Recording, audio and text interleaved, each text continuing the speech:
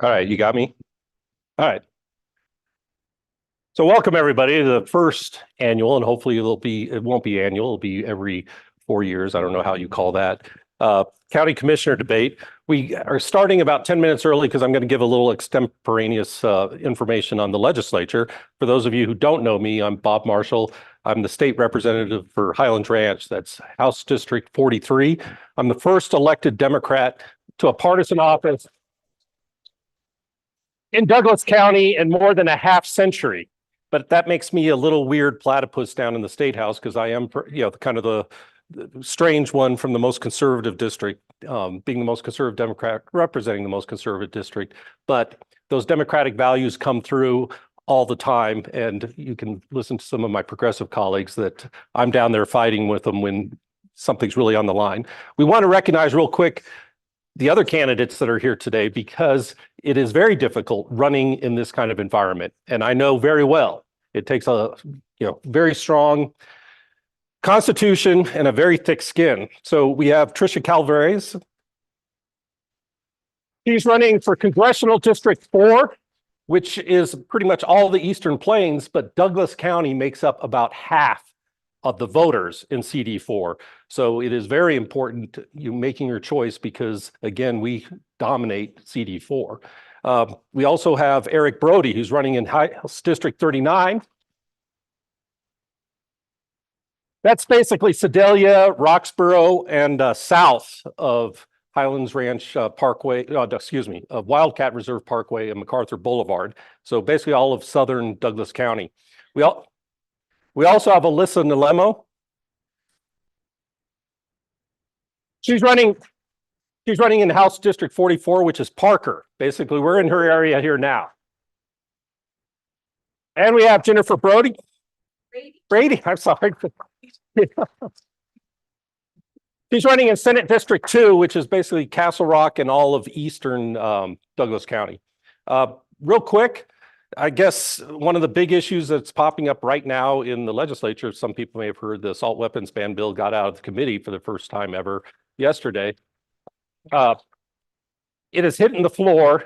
My colleague who was running it, I'm very close to, my colleague from Denver, Elizabeth Epps, she was actually texting me in the middle of the bill to discuss some of the issues because it was supposed to be heading to the Finance Committee where they expected me and another colleague to probably kill it. She was able to amend it so it's going straight to the floor.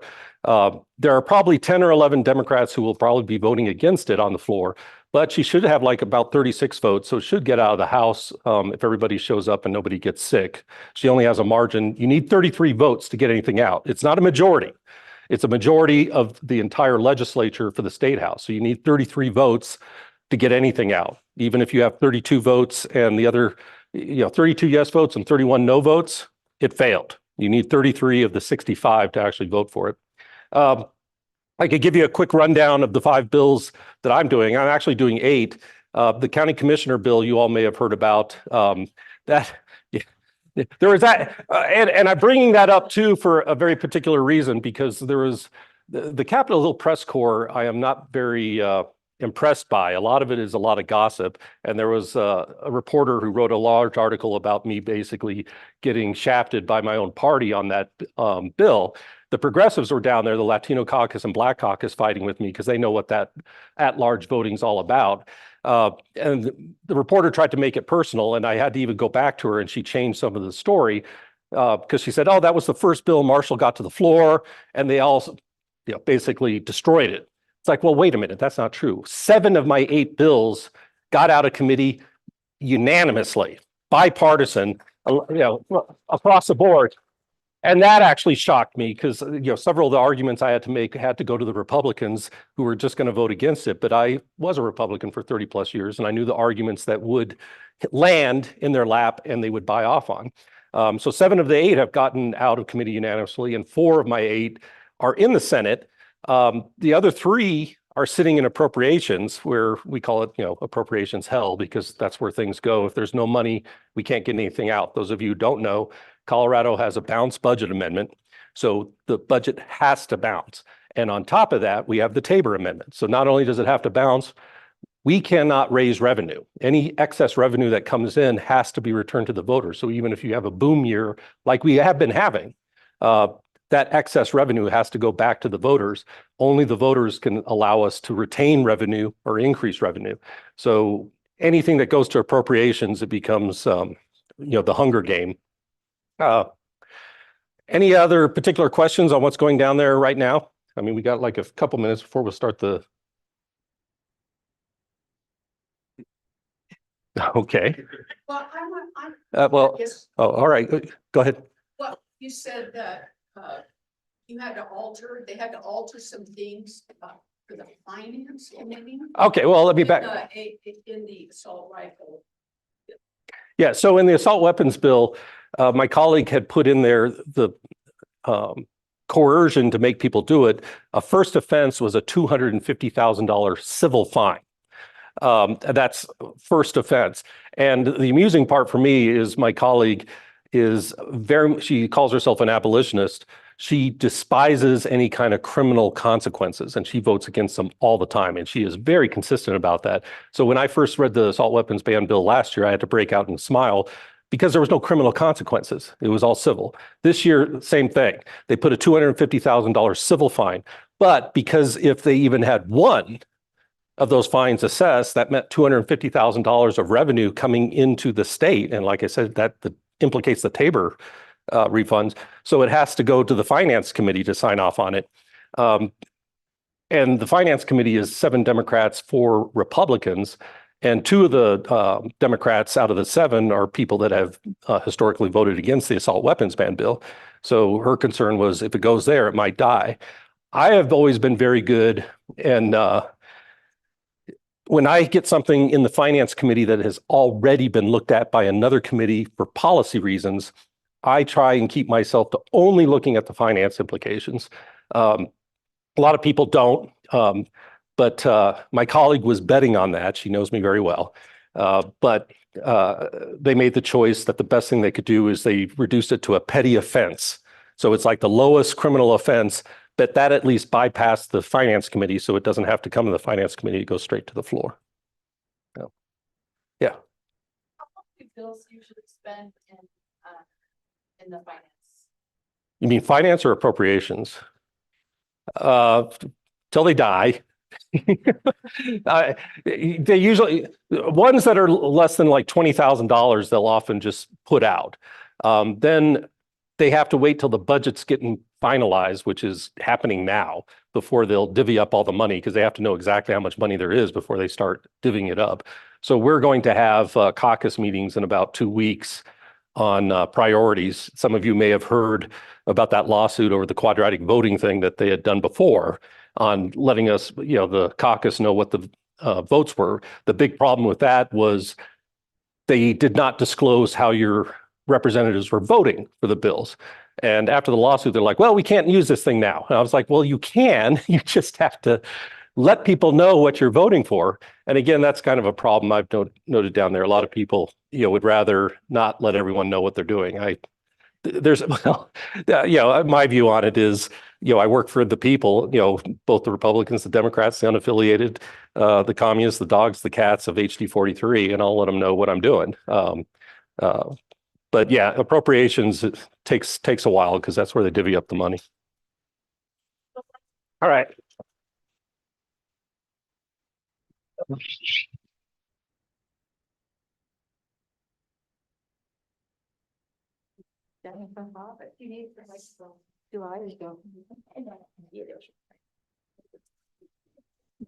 Hello, everybody. I'm Indira Dagirala. Hi, Diane. Hi, Sam. And I am the chair of Douglas County Democrats. I want to welcome you all. I want to especially welcome our esteemed guests here and our candidates. So please welcome them, Julian Bouquet and Rio. And first of all, I'd like to thank you for running in this race. Without you two stepping in, we don't have hope. I'll spend a little bit of time going over. I was told that that timer doesn't apply to me.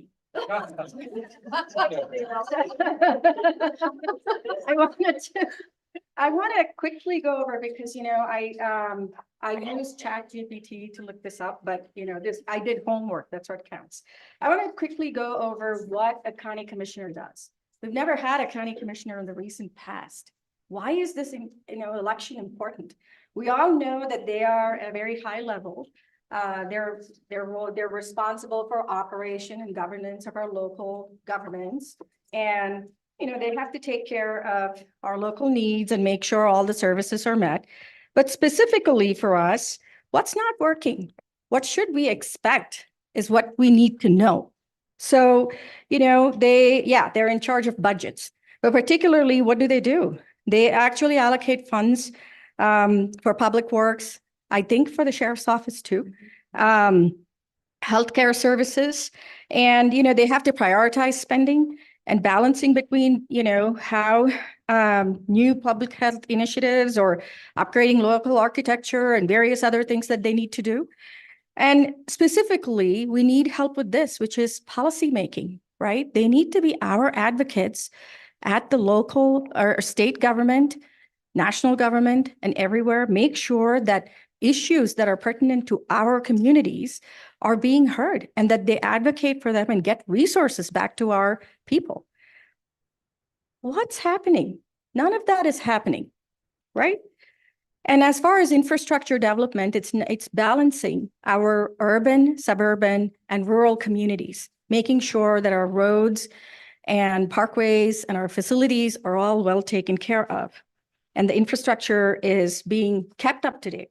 And social services and welfare programs is one of the key and most important things I'm interested in. We have multi-generational families living in this county. We have very high-ranking school districts too, weirdly, considering how horrible our our school board members were in the past.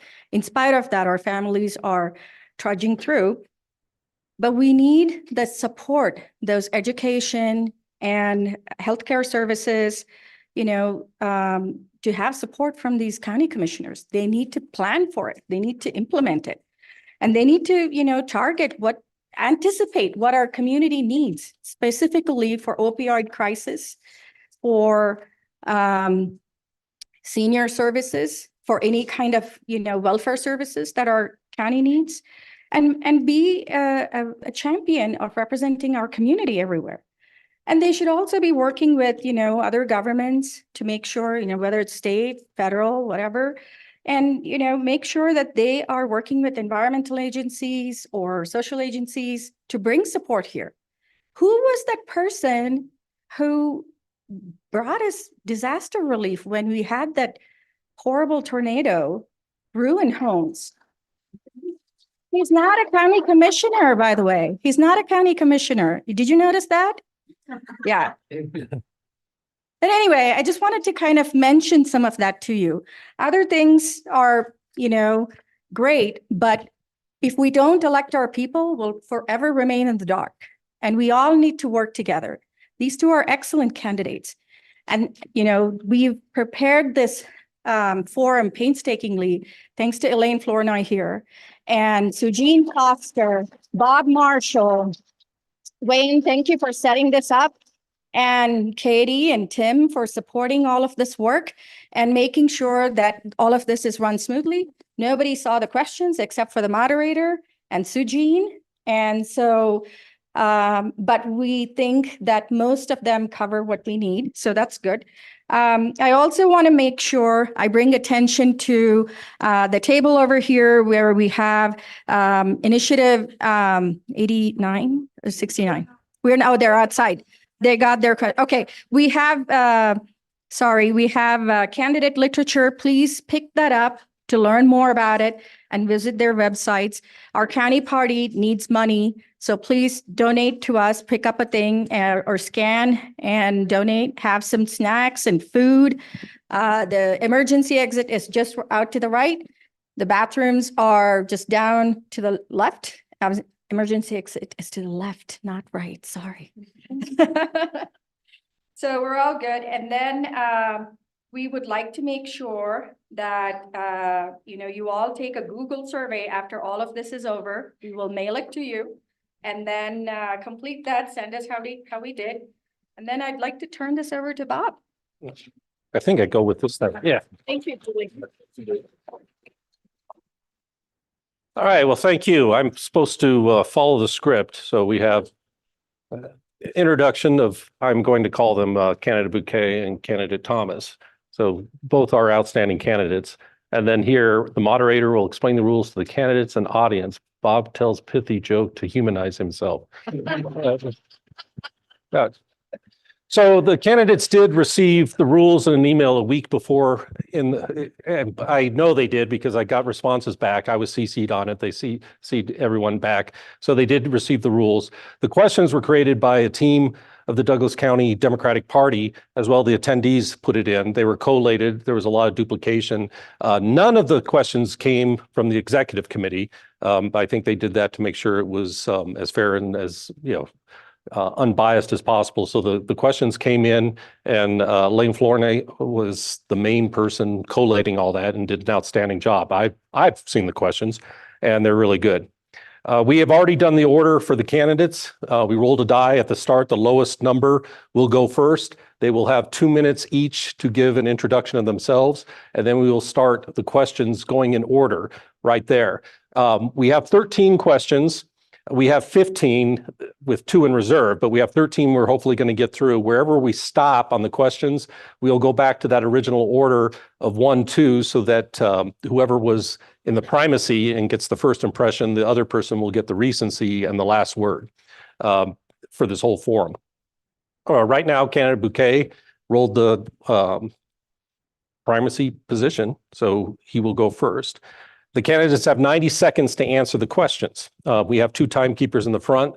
They'll hold up a sign when they have 15 seconds left after the 75-second mark. And the candidates really do need to finish their question in that 90 seconds, finish the sentence, or if you're real savvy, you can leave it hanging and get people wanting to know what you were going to say and come up and talk to you later too. The digital alarm will sound when that 90 seconds is up. There is no rebuttal, but if you do wish to use some of your own time when it comes back to you to respond to someone or respond to their point, because again, we don't want to respond to people, we want to respond to arguments, that's up to you, but of course it comes out of the 90 seconds you have to answer the other question. We have both, we're expecting everyone to be polite and respectful. Sell yourselves. We don't want to hear why the other candidate is not good. We want to hear why you are so outstanding that we really need to vote for you. It's been kind of interesting for myself the last year and a half since getting elected that there's been some infighting in the Douglas County Democratic Party, and I actually take a very sanguine view on that because we have stuff to fight over now because we're winning. The Republicans have been infighting all the time because they win offices and they have people on both sides wanting their reps to do this or that, and they fight over. So the fact that we got primaries where we got 4 people running in CD4, we got 2 running for the commissioner is outstanding. It means that we have something to fight over. So again, but we want to be the party that stays above the fray and doesn't get as nasty as the other party. After we finish all the questions, each candidate will have 1 minute to close. There'll be no questions from the audience. The forum is going to be live streamed, but we will go ahead and try and kick it off and get the first 2 minutes from, if our timekeeper is ready and timekeepers, I guess it wasn't exactly in the rules, but I guess as soon as the first word comes out of their mouth, you start the time. So candidate Bouquet, if you want to give your 2-minute introduction. Thank you very much. Thank you very much, Mr. Representative Marshall. So good evening, everyone who is assembled here in person, and good evening, everyone who is assembled virtually and who will be watching this later on. I just wanted to thank all that have been involved. Thank you, Representative Marshall, for being our moderator, and thank you, Angela, for running for this position. My name is Julian Bouquet. I'm the current RTD director for District G, which represents mainly Parker, Lone Tree, and some parts of Centennial and Aurora. I was elected back in 2020. I beat the Republican-backed incumbent by over 7,000 votes. With that, it was not an easy race. And how we did it, we ultimately did it through grassroots organization, having a message that mattered to folks. And we can do that again this coming November. I believe my experience serving on the RTD board, currently I'm our treasurer, overseeing a budget almost double the size of the county commission budget. Currently our vice chair for the Safety and Operations Committee. I've served on our finance committee, our GM, CEO oversight and performance committee, served on our ad hoc committee, which ultimately led to zero emission vehicles by 2050, which is an incredible achievement. So RTD by 2050 will be zero emission. I'm here running for this spot because I love this county. I care for this county. I grew up in this county. I'm a teacher for this county, a coach for this county, and an elected representative. Ultimately, what we need is someone who can win in November. And I've done it before, and I'm looking forward to doing it again. Thank you.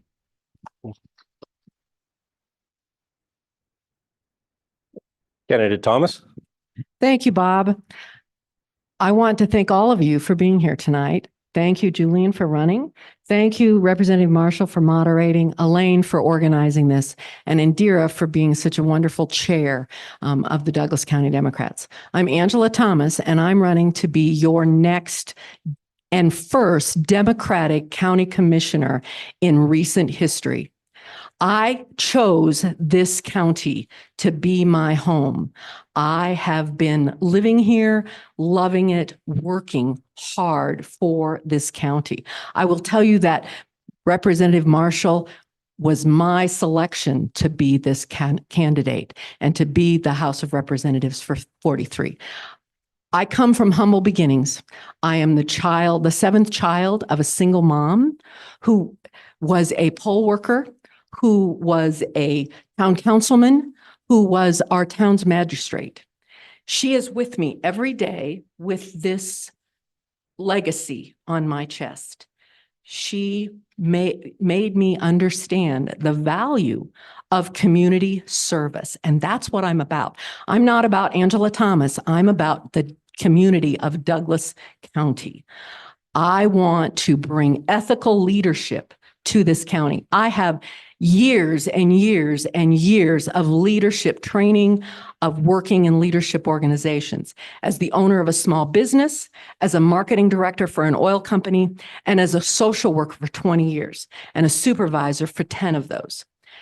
I have the ability and the knowledge to make Douglas County a wonderful place for every human being who lives here. I've been showing up. I've been speaking out. I have been advocating, and I believe I am your very best candidate for this position. Thank you. All right, now we will start the questions, and again, 90 seconds, and we will go right back to candidate Thomas to begin. There's a lot of development in Douglas County, which leads to more traffic, needs for more roads, schools, water, medical care, and general infrastructure. How will you resolve some of these issues, candidate Thomas? I've been thinking about this question a lot because that is everything I hear from people who I've been talking to. Republicans, unaffiliated, and Democrats are very concerned about growth in this county. What we need to do as a county commission board is to go back to the criteria for development. It's not the same criteria it was in 1980 or in 1990 or in 2000. We have very different needs today. And so we need to go back and revisit all that criteria and ensure that our developers are looking at solar energy, at good water conservation, ensuring that homes are equipped with low water use, indoor and outdoor water meters. They need to be encouraged to put in Colorado-scape rather than high water maintenance issues. So that's where we need to go. We need to go back to the beginning and look at that original plan and see how things have changed and adjust those for what's happening in 2024, not what happened in 1980. We can do that by going in there working with the zoning commission, working with the planning commission, going back and developing new criteria that meet the needs of the 21st century and what we need to do. Candidate Bouquet? Thank you. So one of the three big things that we're running on for our candidacy is water rights, development in an intelligent manner, and also transportation. All three of them are all interconnected. We're the second fastest growing county in the entire state of Colorado. We have to look at how we're adjusting for folks coming into the county. Specifically, we need to look into transportation solutions. If you look at the recent health study that they did through the Douglas County Health Department, they found themselves that Douglas County is exposed to traffic and pollution more often. To fight that and to fix that, we have to combine with our local transit agencies. We have to get Castle Rock, Castle Pines back into the RTD district. If you do that and you start thinking about what the first mile, last mile solutions are with this county, we can fight traffic ultimately. So preparing that with transportation, also looking into the idea of smart growth or intelligent growth. So again, rewarding developments that think of putting in solar panels, look at developments that look into reduced lawn size, or look into developments that think about having rock yard lawns potentially. These are all crucial factors. So development, the infrastructure, the transportation, as well as the water rights. And currently we have a county commissioner and board that does not care about water rights. Those are all important factors. All right, question 2. Proposition 123 was passed in the Colorado Assembly, which provides funding to local governments to create affordable housing development. How would you like to see those funds spent? Candidate Bouquet. So I'm a teacher, so I understand how difficult it is to live down in this county. It's proven statistically, if a police officer, if a firefighter, if a teacher, if anyone in the working family group lives in the county or lives in their area, they will be more invested in their job and do better at their job ultimately. We need to look at affordable housing options here in the county, specifically for our working family groups. If you look at where the median average home price is over $700,000 in this county, you're going to be having to make over $150,000 to afford that. There's no teacher in this county who's getting paid by Douglas County School District who can afford to live in the county where they work. So one of the first things that I would look into is making sure that we actually have an accessible county, make sure we have a county where our working families can actually live. And that is by taking advantage of these affordable housing projects and specifically welcoming new folks in, because if we welcome new folks in, that plays in the long run of how our economy is going to work here in Douglas County. We welcome folks in, it builds our economy, it stabilizes our budget in the long term. So 100% I'm for getting more affordable housing here in Douglas County. Candidate Thomas. Well, affordable housing is a very important issue for me. I happen to live in a multi-generational family house because living in Douglas County is very expensive. And so I share a home with my son and daughter-in-law. We own it together. We're living together. And last year we made our home available to my husband's mother-in-law while she went through the dying process and died in our home in February of 2023. We cared for her for 4 months there. Multi-generational families are a reality, and I believe that we have to be working towards helping families to make those houses more affordable. I believe that we can work with developers to build, number one, smaller homes that aren't taking up a huge 1/3 acre or a half acre, but creating some smaller homes that are affordable. I believe we need to be working with Habitat for Humanity to get affordable housing here. There is the money to do that with, to do other projects with 123. And I believe that we have not taken full advantage of that. We have the Douglas County Housing Project that is working to add apartments, the Audrey, the Sophie, some other affordable housing apartments, but not everyone needs to live in an apartment. All right, Question 3. Much of Douglas County District 2 is rural. Rural residents are usually Republican and don't want much government. Exceptions, however, are fire mitigation, water, and clear roads in the wintertime. What is your plan for rural Douglas County? Candidate Thomas. Well, for those that don't know, I grew up in a town of 110 people.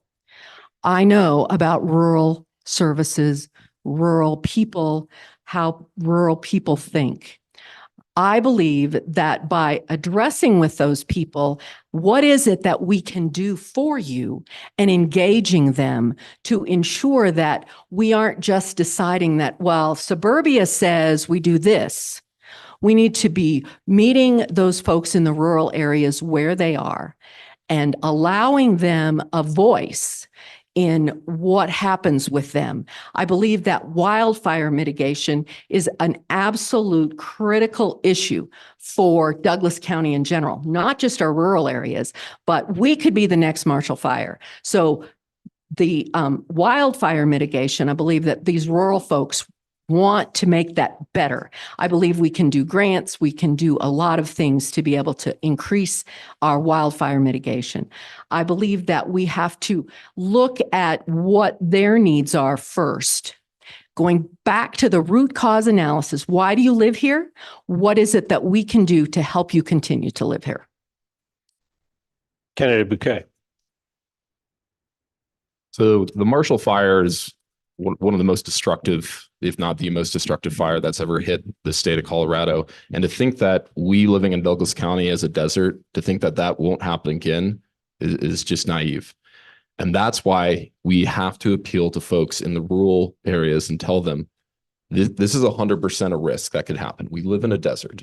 We have to have that. We have to look at it as a collective. You basically are going to have it where you do host listening sessions. You have to listen to all your community members and specifically have listening sessions that are engaged with your rural community members and understand, hey, what matters to you? And then as a teacher, you always give the answer of this is the why. This is the why of why we're looking into more resources for fire mitigation. We want to make sure we're preventing the next Marshall Fire. If you look at the budget currently for the county commissioners, they're spending more on the idea of fire mitigation, but you're going to have to get folks to buy in. That's the biggest problem with this county commission board as it currently stands, is they're not listening to their folks. They have their agenda that's going forward and they're saying this is the way it's going to be because we're the county commissioners. You start by listening to rural folks, have listening sessions, understand where they stand, and give a why of why this policy is ultimately being proposed. If we are not smart about fire mitigation, we will be in another $1 billion fire damage, and that cannot happen in this county. All right, question 4. In December 2023, the county formed a Douglas County Water Commission. It has no funding and no power. It has been tasked with creating a master plan for Douglas County. South Metro Water Authority has already created a master plan, which includes 14 different water providers and covers 80% of Dougco's population. Do you support the Dougco Water Commission and why? Candidate Bouquet. So again, created just November of 2023, directly appointed by the current county commissioners. You're going to see a theme that's happening with the last 4 years. They continue to make appointments. They continue to give themselves more power, be it through the Water Commission, be it through the Health Board. You can see it's our way or the highway. And the creations of these, let's be honest, not necessary boards, not necessary commissions, is just ridiculous. It isn't a check on their power because they live what they think in a very conservative county. So the Water Commission, in my opinion, does not need to exist. If it has no funding and it has no authority, basically what it is it's an entity currently to back up what some county commissioners, some that we're running against right now, are ultimately looking into, and that's going to be a water theft policy. So if you look at George Teal's background, George Teal is 100% for what's known as the San Luis Valley Project, which is basically a water theft project to steal from rural areas to give to the suburban areas. We cannot let that happen. And again, the Water Commission is just a backing for that authority ultimately. So the first thing I would do as a county commissioner is investigate, look into the Water Commission. Doesn't need to exist. We have over 30 different water boards in Douglas County as it currently stands. And again, if it does need to exist, should it be elected or should it be appointed by county commissioners? In my personal opinion, I believe that we should have it as an elected position for folks. Again, we have to check the power that has been taken for the last 4 years with these county commissioners. Candidate Thomas. I attended the second meeting of the Water Commission. They have no mission. They have no clue what their mission should be. They're looking at each other thinking, oh, what are we supposed to do now? We have a technical advisor team. What are they supposed to do? These folks are simply a tool for Abe Layden and George Teal. They are a tool to try to steal water. And I have to agree completely with my opponent. This is a waste of money. And I now understand that they're putting out an RFP for $70,000 to hire a technical advisor to come in and tell them how to do this. There is the South Metro Board as the South Metro Water Commission that has created the plan. But our county has decided that they need the power. They aren't listening to our many water providers. There are many, many solutions that do not include the RWR scheme. In fact, there were people running for water boards that were being funded by RWR to take over water boards so we could buy paper water, which will bankrupt Douglas County. We can't let it happen. We'll keep moving forward. I don't believe the Water Commission needs to exist in any way, shape, or form. All right, we're now moving away from development and housing issues. The next question deals with diversity. So question 5, what steps would you as commissioner take to protect the community from militia groups such as Able Shepherd and Patriot Front in Douglas County disrupting peaceful public gatherings such as Pride Fest? Candidate Thomas. Well, I was at Pride Fest. I saw what they did. I saw what George Teal did in inviting the militia to the Pride Fest. I advocated for many, many meetings prior to Pride and many, many meetings after Pride. Those folks who disrupted that meeting, that event, should have been held liable. They should have had criminal charges filed against them. And I brought this to the county commissioners. I came and spoke to their meeting and said, given Representative Marshall gave me the statute, I can't remember what it is now, that they disrupted a public event. Just as if they had stood in the aisles of a movie theater and yelled fire, what they did was illegal. I would stand up to them. I worry that the sheriff, while he said he's not affiliated with Jimmy Graham and Able Shepherd anymore, I'm not sure that's not just a front. I believe that somewhere back in there is definitely a connection between Jimmy Graham, because he and Jimmy were at a fundraiser for George Teal in Parker last week. There is no transparency there. We have to hold them accountable, and we have to hold our county sheriff and our district attorney accountable too. And if you know of a district attorney that wants to run, we need one. Candidate Bouquet. The first thing that a county commissioner does that they are abided to do is protect the well-being of all their citizens in a county. And the first thing I would say is there is no room for hate for groups like this, groups that are ultimately silencing folks because they don't believe that different opinions should be allowed in this county. That does not belong in Douglas County. And we need to make sure we have a county commissioner, hopefully 2 county commissioners on that board, to check the balance of the sheriff, to check the balance of all these interconnected public officials working with right-wing activist groups to ultimately silence folks that disagree with them. That's what I would say. I would say that we do not have any room for hate in this county. We are here to protect all our citizens as a county commission. We're here to ultimately look after your well-being. And again, it starts with having a checks and balances of the sheriff that you're going to have to be working with, the assessor you're going to have to be working with, treasurer, and other public elected officials who you're working with. And again, the biggest thing is electing a Democrat or two Democrats to that county board and ultimately checking how these current elected officials are working with right-wing activist groups to push their agenda. That doesn't belong. That doesn't belong. And if you think George Teal is not part of it, I'm sorry, you're dead wrong.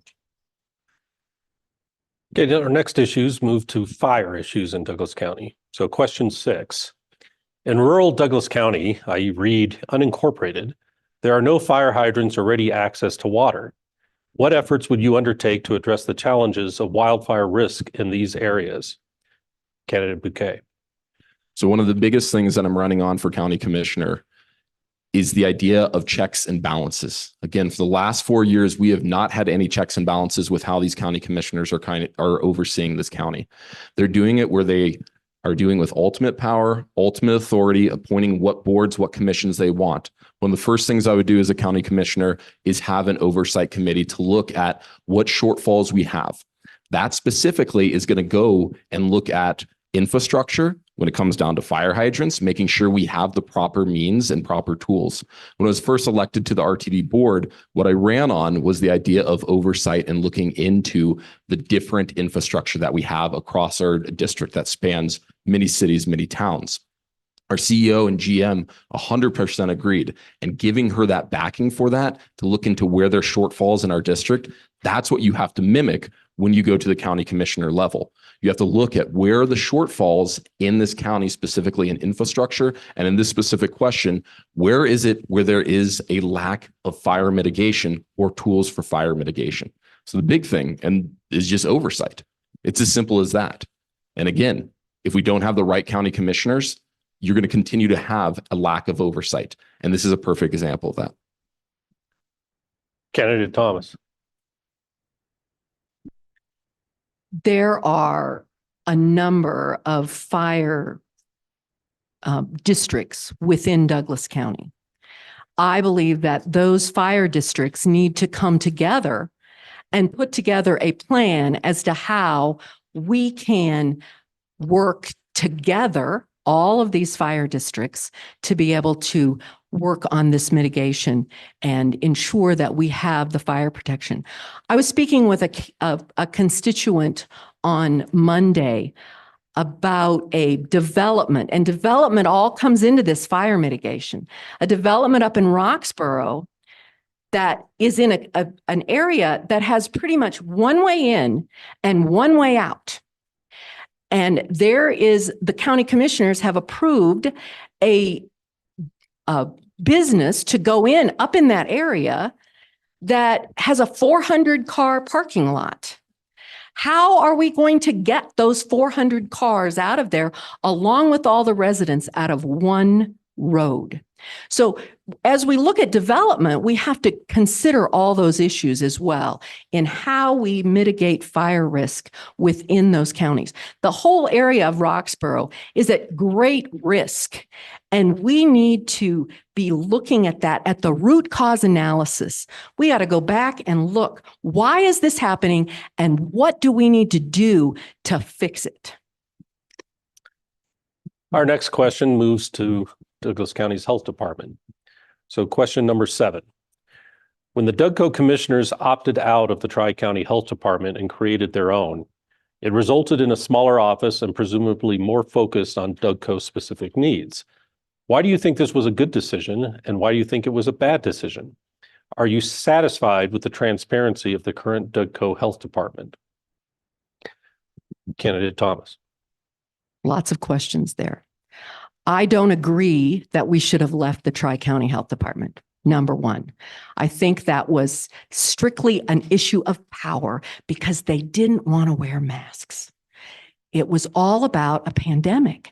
And now this same health department has issued a public health order about migrants that they must be vaccinated and they have to have COVID injections, COVID inoculations. Now, what kind of hypocrisy is that? So I was reading a lot about the health department the other day. They say that it's $700,000 less in cost to us, but we're also not providing as many services to the people. And so I think that we have to reevaluate that entire situation. We need to look at who is running this, who is on the Douglas County Board of Health, and do they have public health degrees? Are they people who understand what public health is, or are they a orthodontist who thinks they know all about health? So I believe that we need to look at that very carefully. Unfortunately, we can't go back. We can't go back and rejoin Tri-County Health Department, because if I were another county, I wouldn't want to go into business with Douglas County. There would be no way that I would accept that. So we have to accept where we are and make the changes, looking at, again, root cause analysis. Candidate Bouquet. The current county commissioner board created their own health department because they didn't like a mask mandate that lasted for 3 months. Just think about that for a minute. That is, again, the entire theme that's been going on with this county, with these county commissioners.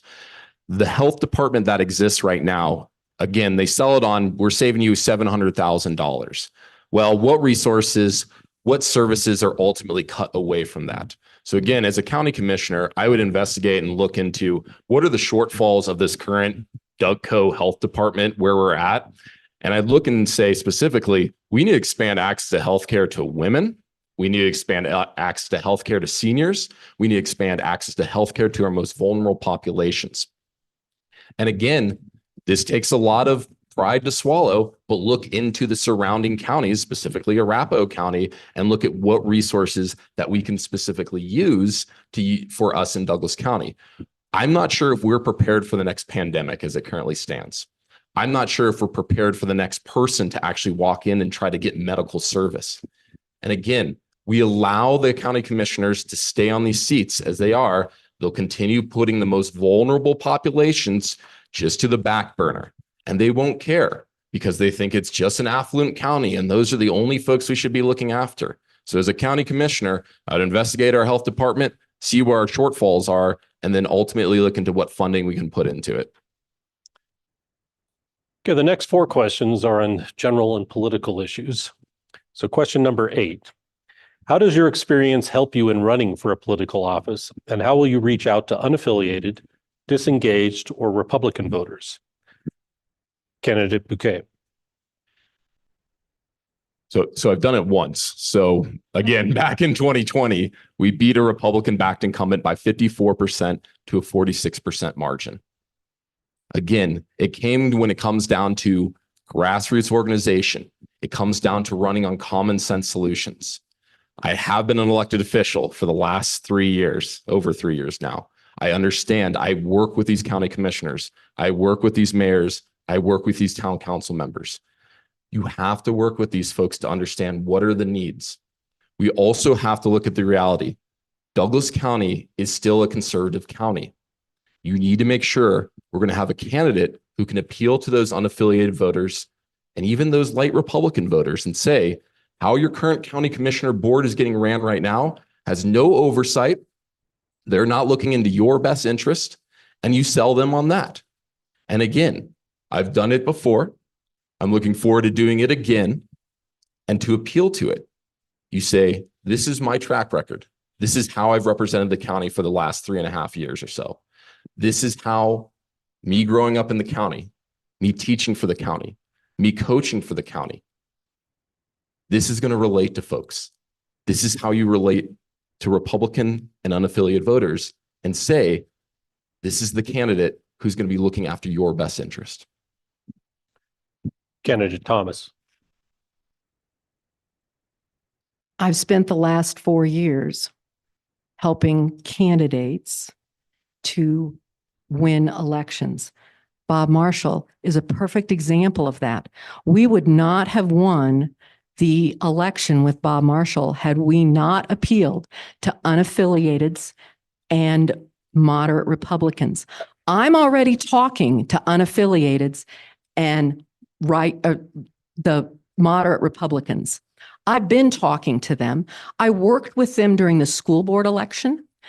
I've been on the ground talking to people, being certain that they understand that I'm not here to bring in the next homeless shelter.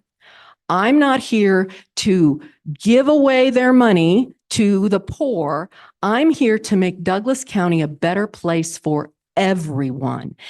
And as I said, I have already been working with several Republican women who are fully in my court and are willing to assist me in helping to kick George Teal to the curb. They don't like him. They don't want him. They want somebody who will listen to them, who will bring moderate policies to Douglas County and will share their values. That's what it's really all about, is sharing their values. I believe I am the person to be able to do that because I've been doing it. All right, question 9. Let's talk about leadership now. What is the largest team and what is the largest budget you manage that prepares you for this role as commissioner? Candidate Thomas.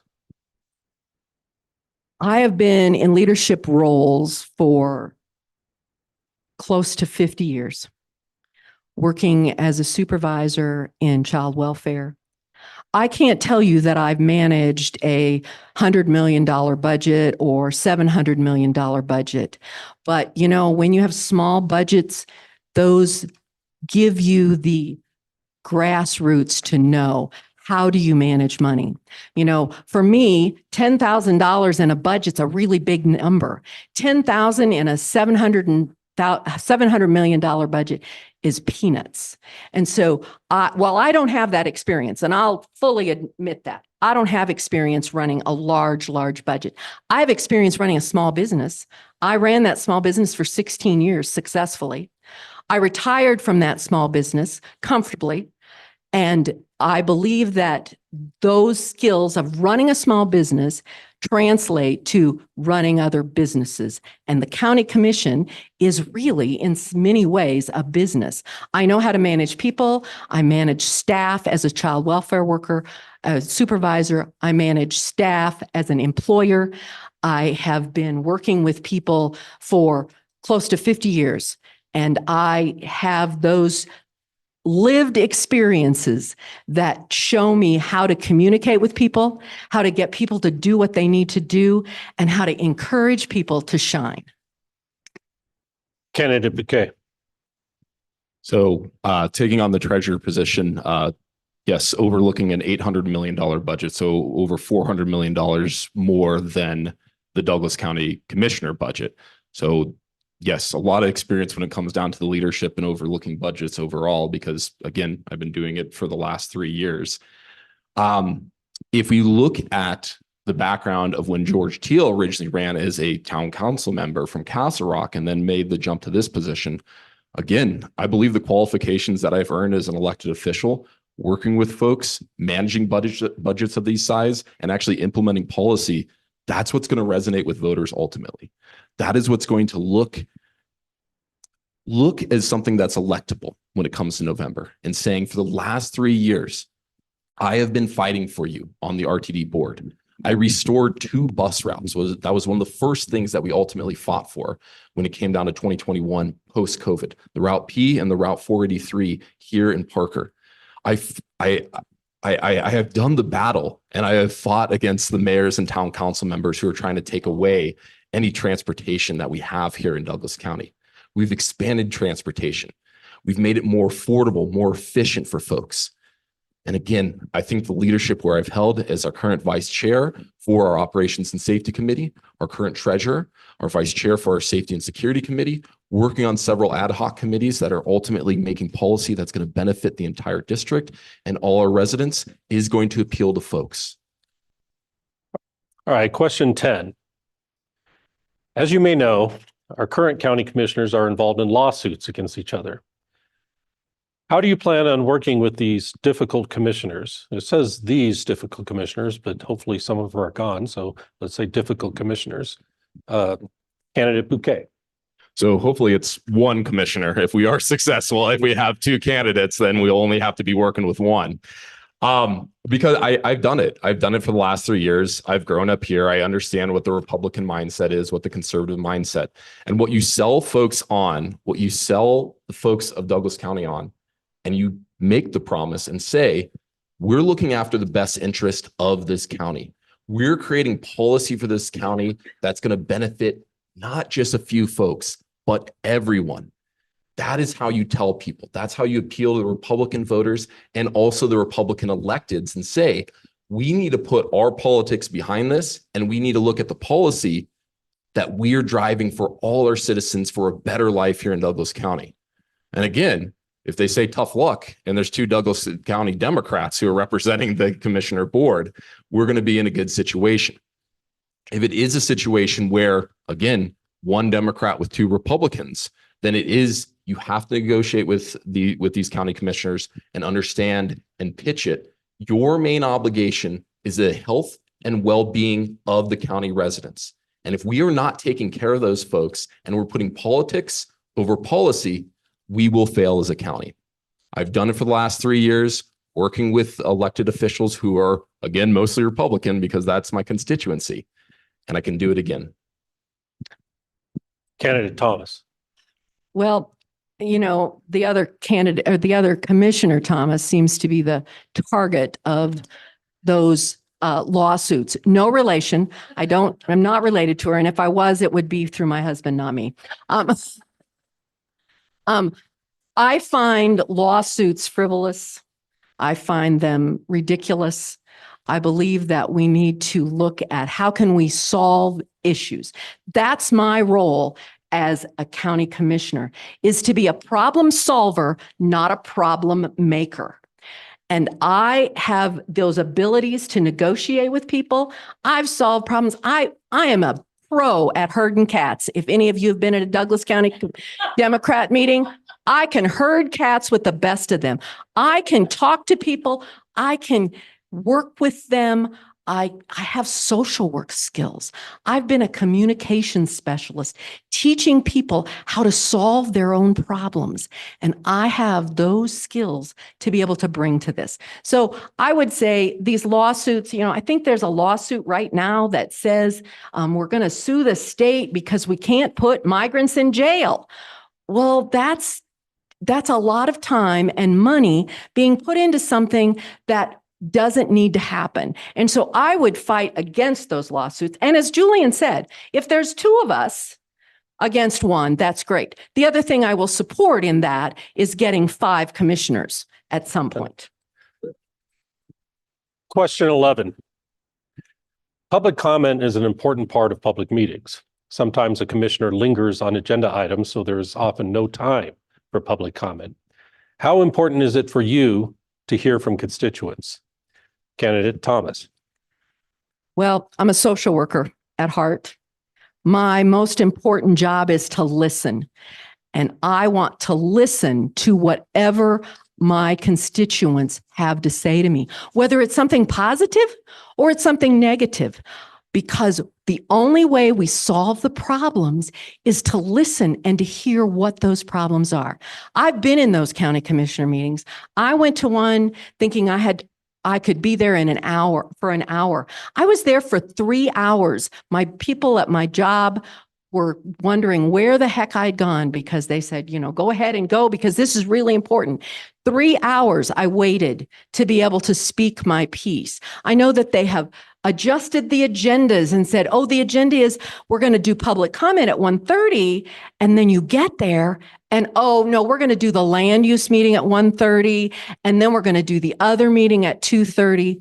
Public comment is critical. And agendas are a legal item with the county commissioners. When they switch those up, that is not within the bounds of the law, in my opinion. You issue a public agenda.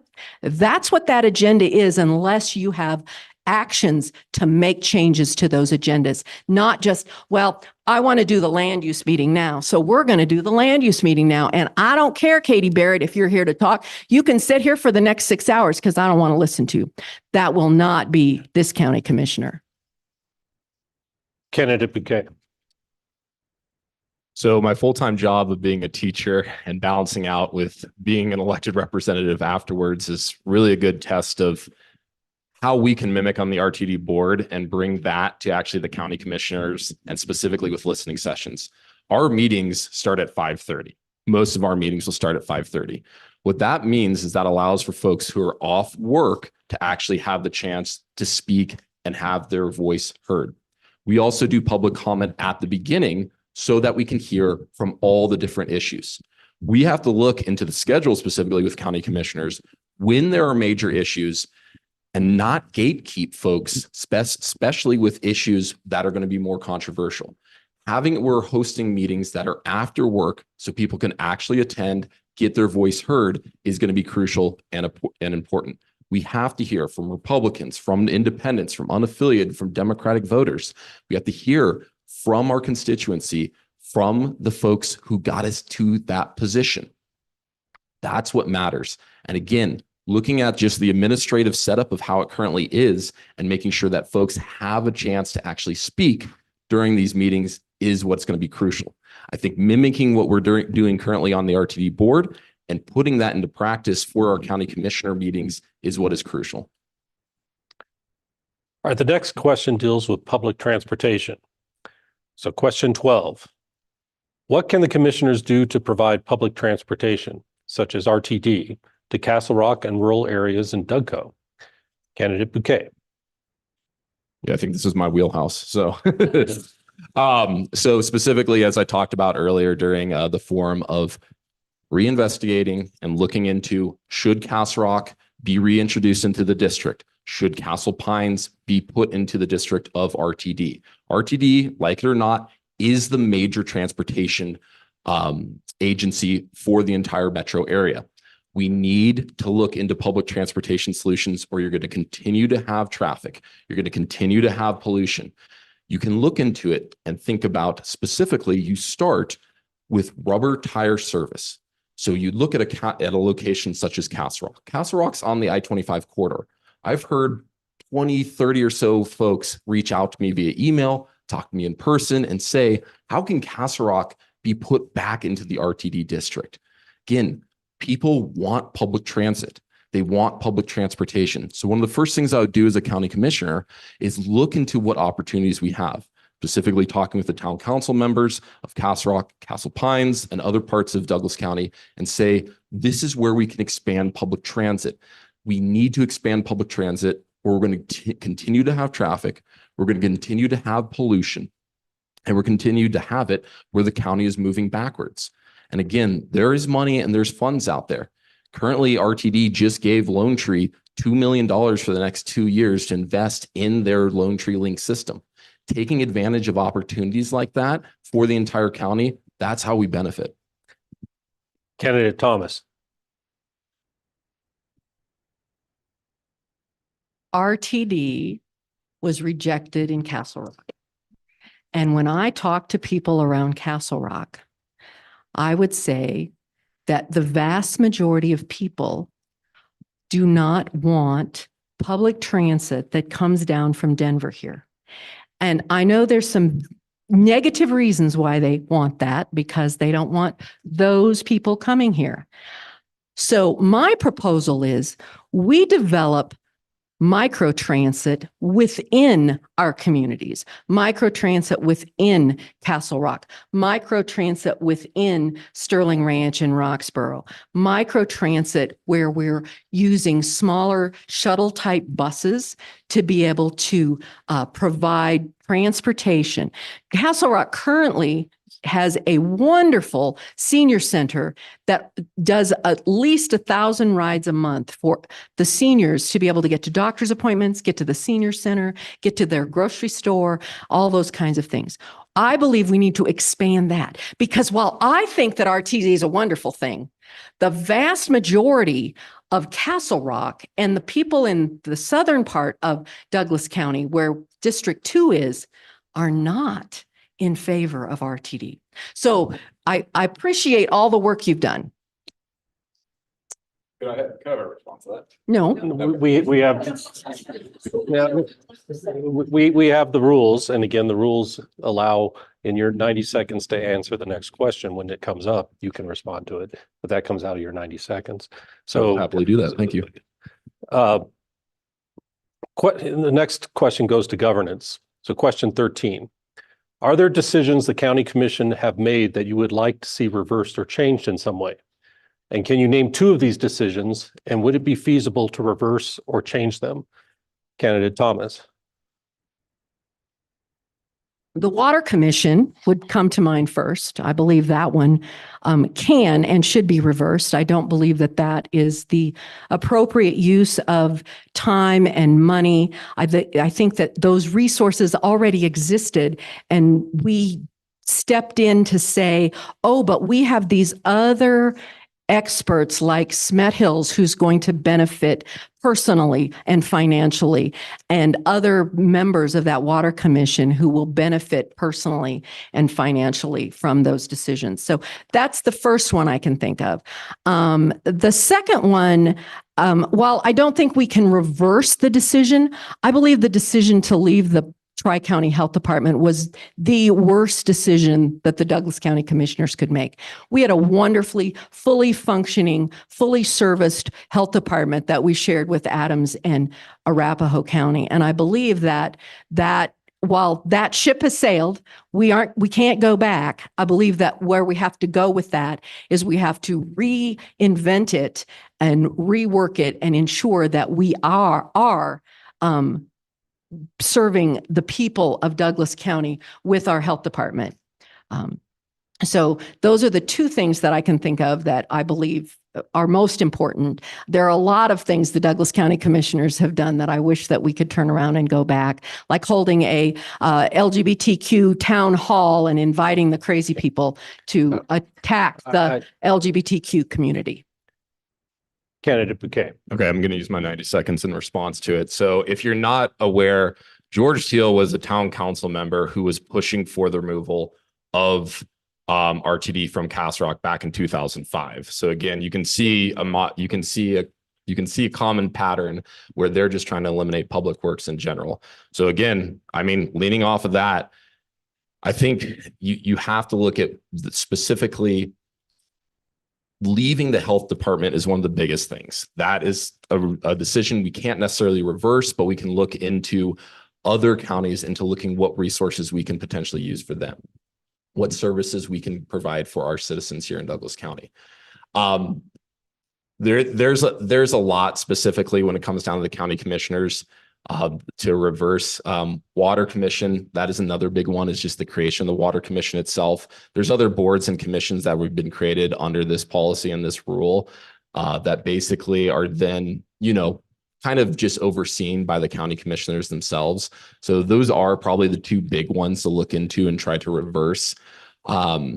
Specifically, again, with any actions that they were looking into is kind of this transportation study that they're doing that was led by George Teal in the last year. That's another thing that I would reverse and look into what are the real transportation options we have, because I think that transportation study is just setting it up to make it so that we're a car county and not looking into how do we actually investigate the solutions of public transit in Douglas County. Well, fantastic. We have time for our bonus round. So in the grab bag of the final 2 questions, question 14. Douglas County currently elects 3 commissioners at large. Do you believe that needs to change? And what changes would you want to see? And how would you go about achieving those changes? Candidate Bouquet. So if you look at where the growth is with Douglas County, it doesn't really make sense that we only have 3 county commissioners. We really should be expanding so that we have 2 more county commissioners, because again, you have it where you have all this power and all this authority and this major budget that's just held by 3 individuals. Expanding to 2 more is more than reasonable. We had discussions and meetings about it, I think last year, the year before, of looking into potentially some legislation or potentially getting it as a ballot measure of voting to expand our county commissioners. So yes, I'm 100% for expanding it from 3 to 5. Being elected at large, I think we can mimic kind of what Denver City Council does. They do that where they have district specific. And again, you could have it where you have two members who are elected at large and allow it where you have your three major districts and you have it where you have a representative who's elected from District 1, have a representative who's elected from District 2 and one from District 3. That ultimately is going to get more say. Specifically, when it comes down to how we actually access the ballot, we do that as it is. We can't access the ballot for specifically our Highlands Ranch location right now. How is it fair that we as Democrats can't get a county commissioner candidate in Highlands Ranch because they don't live in Highlands Ranch, but then we vote countywide? It doesn't make sense like that. And so again, expanding where you have two more county commissioners is 100% better for the say and power of the people in this county. Candidate Thomas. Well, I testified in favor of Representative Marshall's bill to expand us to 5 county commissioners. And I will stand by that. And I believe that that is absolutely where we need to go. I alluded to this in an earlier question as well. I believe that as county commissioners, particularly if we can get 2 Democrats on the county commission, the county commissioners can bring that to a vote. It doesn't have to come from a petition. You know, one of the things I heard over the legislation was, well, the people should be making that decision. We need to go through this petition process. And, you know, you shouldn't be able to make this a law because the people need to be doing this, because that's the way the rest of them did it. But it's really all about power, whether it's from the Democrats or it's from the Republicans. It's all about power. And in reality, only 2 commissioners manage Douglas County right now. 2 of them, not 3, 2. They should not be managing a $700 million budget. We should have additional folks there. So I'm going to propose 3 commissioners by district and 2 commissioners at large, even though I really would prefer 5 commissioners by district, because at large really doesn't benefit minority populations. Okay, question 15. How would you go about selecting individuals for the various boards and committees to which the county commissioners appoint members? Candidate Thomas. I heard one day that someone wanted to be a volunteer for open space. And on their application, they had to indicate their political party. That's, excuse my French, bullshit. We should not be judging people who are volunteers by their political party. However, at the same time, we need balance on these boards. We need to know that we are balancing the appointments, that we don't have a full board of Republicans making decisions about the library. Fortunately, we had some unaffiliated folks on the library board, and some left-leaning Republicans, if you will, or moderate ones who said, no, we don't ban books. We're going to support the library director in his decisions about what books are in this library, and we're going to support him. So I think that we have to change the application process for that. I was looking at this the other day. There are lots of vacancies. Those are not publicized well. There is no transparency as far as those boards go. Some of those boards, the listing is like 5 years old, people who aren't even on the board anymore. So we have to get some transparency going with all of those board appointments and figuring out where we can make adjustments and ensuring that all people know about those openings and we can get those vacancies filled. Candidate Bouquet.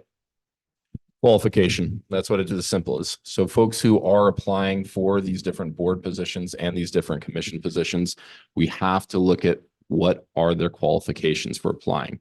You cannot have it where you have folks who are jumping on a county health board that don't have a background in medicine and don't have a background in health. So the first thing you look at is making sure you have qualified individuals. Again, there's an argument in a case where you go back to the people and you make the argument of, are there any of these specific boards or commissions that should be elected by folks down here? That is something to look into so that we actually have the say of folks, or say of the voters, I should say. But again, looking at qualifications, looking at policy matters. That's what is going to have it so that we have an efficient board, efficient commissions for all these different areas. Water Commission, again, if it needs to exist, look at the qualifications of why those folks are on there. If you look at the current Water Commission and the folks that are representing it, they have a lot of ties to interest specifically with that San Luis Valley project. They have a lot of ties with developments that benefit their pockets. That is not who should be serving on these commissions and the boards. The people who should be serving are the most qualified. Well, that finishes our questions. So we will now allow each one of the candidates to have 1 minute to give a closing statement of why they should be elected as our next county commissioner here in Douglas County. As we discussed before we rolled the die, because of the recency and primacy issues, the person who gave the first opening statement will also give the first closing. So candidate Bouquet, 1 minute, please.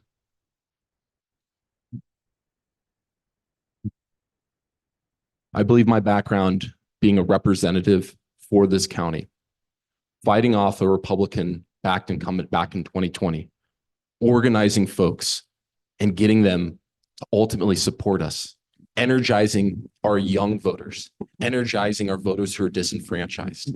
That's what's going to get us to win this election in November. We need to get the folks whose voices have not been heard.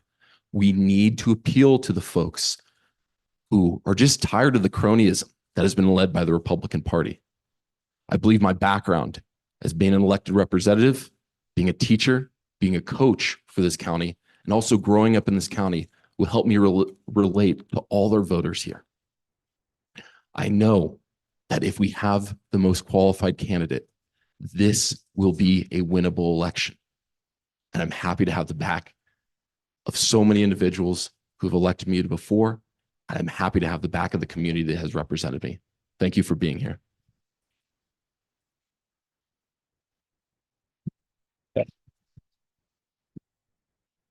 Candidate Thomas. I've shown up. I've shown results. I've worked 50 years of working to make this world a better place. And I have the skills, the abilities, the lived experience. I've been doing the work. I have lived the life of the folks out here who might not know where their next meal is coming from, to the person who isn't worried about that. I have those lived experiences. I have the actual experiences of leading teams, of electing a representative in Douglas County. And while I have not served as an elected official, I have proven myself to the Douglas County Democrats and to many people across the county who got involved because of me.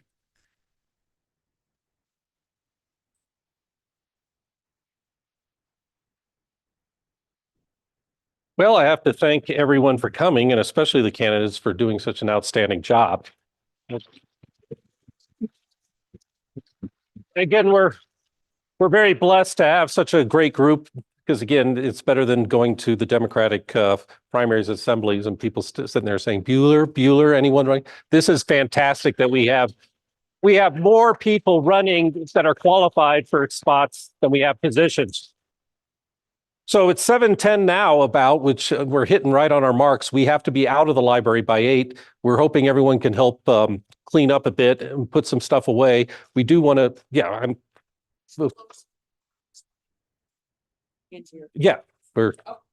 I'm going by the script.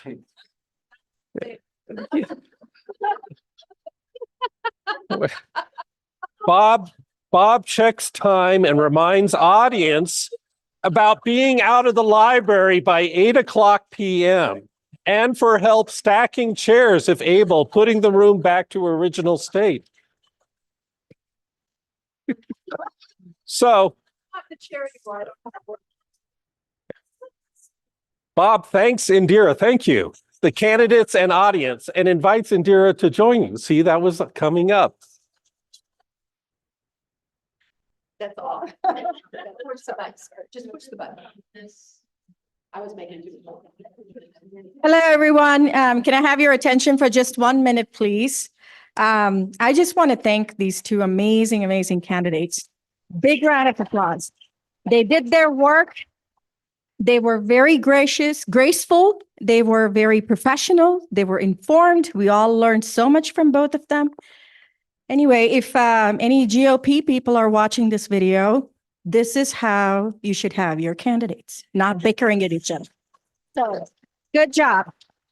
You make us all very proud. Thank you.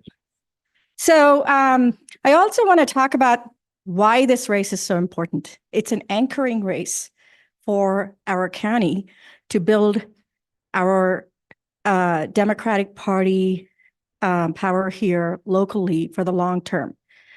County commissioner races, particularly county-wide races, are extremely important for building and supporting higher level races like the amazing congressional district candidates that are running too, right? The CD4 race and Senate races, governor races, statewide races, and things like that. So Douglas County is a real powerhouse. We just never tapped into it. Let's do it this time. We have amazing candidates in Alyssa Nalemo, Jennifer Brady, Eric Birdie, Trisha Calvarisi, Julian and Angela, and there's more coming, by the way. And so My and chopped liver. he's an incumbent. Get that done. He is an incumbent. We need him. Vote for Bob Marshall. We need him. And he has been an amazing support and a foundation for Douglas County. I don't think I can thank you enough on what you do and how every single day you take time to educate us and keep us informed. Everything that we learn from you, it's like, okay, we need to do more. We need to do more to organize. We need to make sure that this doesn't happen. So we don't have an excuse anymore of not knowing. So please, take time and help us organize this and let's win this county. And then everything Bob said about cleaning up the room, 7:45 we're out. And please show up to assembly and convention. That's on March 27th. It's extremely important. We have 306 amazing delegates that showed up. We need to make sure we send that delegation to represent us in JD 23, Congressional District 4, Congressional District 6. We need to send them to the state, every single place. Make sure that we have Douglas County representation. We are a large body. We have the ability to flip seats, to elect people that matter to us. So let's exercise our power. Thank you.